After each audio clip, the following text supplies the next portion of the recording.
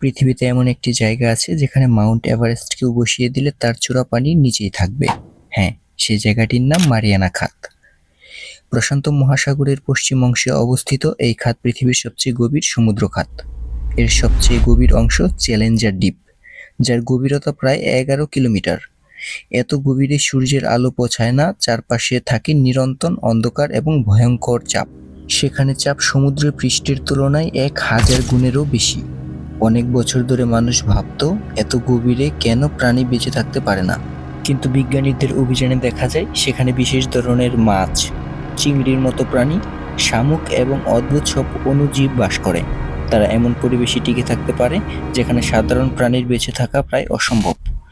এত গভীরে পৌঁছানো খুব কঠিন। খুব অল্প কয়েকজন মানুষ বিশেষ সাবমার্সিবল ব্যবহার করে মারিয়ানা খাতের তলদেশে পৌঁছতে পেরেছেন। প্রতিটি অভিযান থেকে বিজ্ঞানীরা নতুন নতুন তথ্য সংগ্রহ করেছেন। অবাক করা বিষয় হলো, পৃথিবীর সবচেয়ে গভীর এই স্থানেও প্লাস্টিক বর্জ্যের চিহ্ন পাওয়া গেছে। অর্থাৎ মানুষের দূষণ সমুদ্রের এমন গভীর অংশেও পৌঁছে গেছে।